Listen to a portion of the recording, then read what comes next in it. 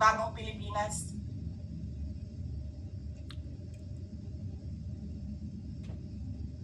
Kriminal ang speaker. Bakit ko nasabi kriminal siya? Basahin niyo yung kaso niya sa United States of America. Sinungaling, presidente. Double whammy pa. Hindi lang siya sinungaling. Hindi pa siya marunong maging presidente. Nagpresenta ka na magiging presidente ka. Tapos, hindi ka pala marunong.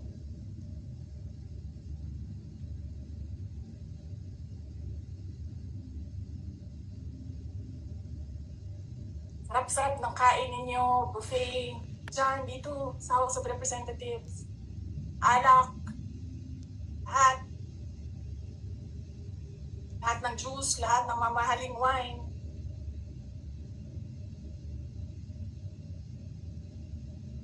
Pero yung taong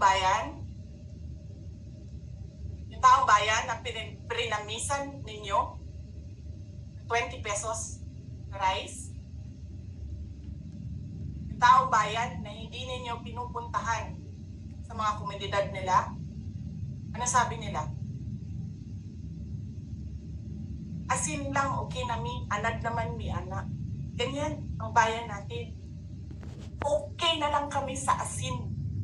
Saan ka nakahanap ng bayan na ang tao, because of their hopelessness, because there is no functioning government, umukay na lang sa asin.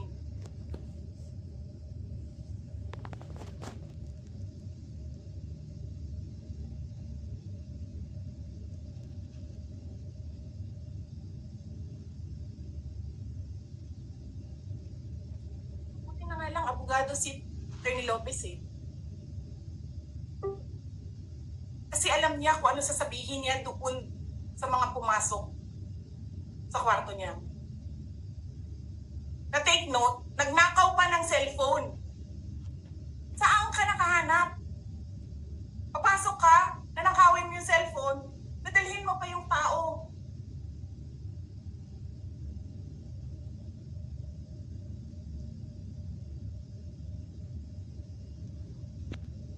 Diba?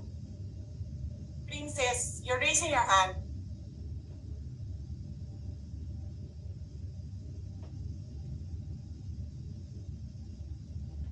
Hello? Naririnig po ba ako? Princess na, huwag nilang bastos kasi pumalak pa kami because of Congresswoman Ardema. Thank you, ma'am. Nakakain kami. Ako po ay natatakot kumain ng pagkain doon baka mamaya eh. Ma'am, mag-iingat po kayo. Nasa teritoryo kayo ng kalaban. Okay lang Nag-aalala po kami ma'am, kasi sila naman na eh. Sila talaga yung bastos eh. You reap what you sow. Yeah. Mag-iingat po kayo kasi sa dinami-rami po ng inyong mga pasabog ngayong gabi, it seems like marami po talaga kayong alam about them, no? Dahil sa pagkakasama niyo sa kanila during the campaign and during the 2022 elections.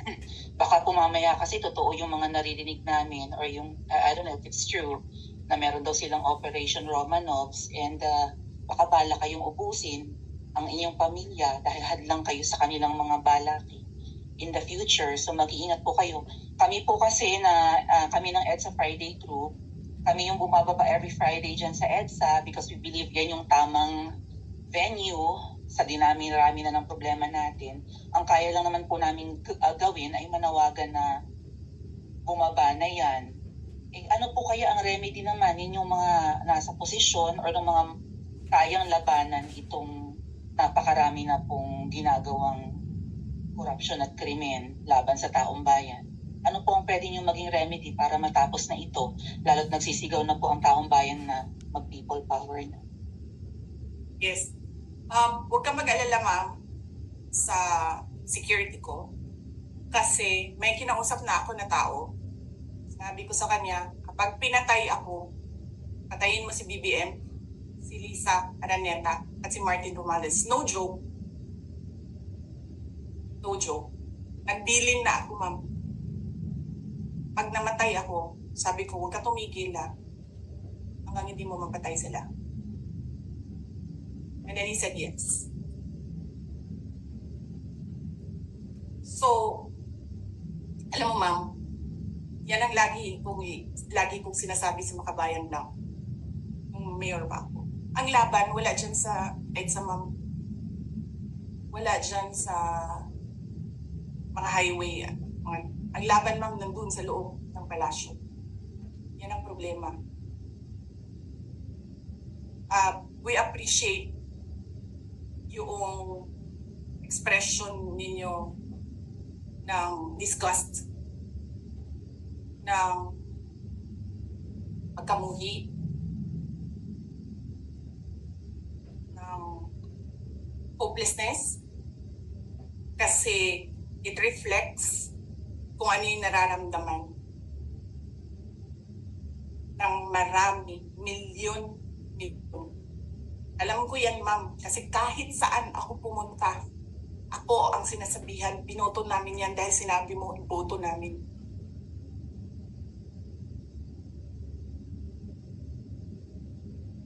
So, yes, ma'am.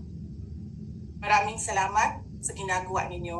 Dahil sa ginagawa ninyo, I'm sure nakikita yan ang taong bayan and na-appreciate nila yan. Marami sa ating mga kababayan ang gusto sumali sa inyo. Pero sa sobrang hirap ng buhay ngayon, hindi nila maiwanan yung mga trabaho nila at hanap buhay nila para pumunta sa daan. Bakit sila naghihirap? Bakit? Dahil sa gobyerno. Di ba dapat yung gobyerno natin ang nagpapagaan ng buhay ng tao?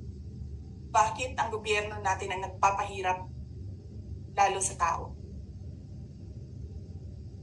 Kasi gusto ba nila lagi na lang mahirap ang mga tao para madali mapasunod? May mga lugar kami sa Mindanao na ganyan ang mga politiko. Gusto nila mahirap lahat. E bahugan lang nila o kwarta. Governor na sila, mayor na sila, congressman na sila. Hanapin niyo ma'am, yung mga lugar na sobrang hirap sa Mindanao. Tingnan nyo anong gawain ng politiko. Pinapakain lang ng pera ang tao. Pinabastos yung kanilang pagkatao. Dahil wala silang pakialam. Yan din yung mga tao na gusto sumama sa inyo, na nakikiisa sa inyo, pero hindi nila maiwanan yung hanap buhay dahil sa pamilya. Madami yan. Madam Vice? See, do you have question?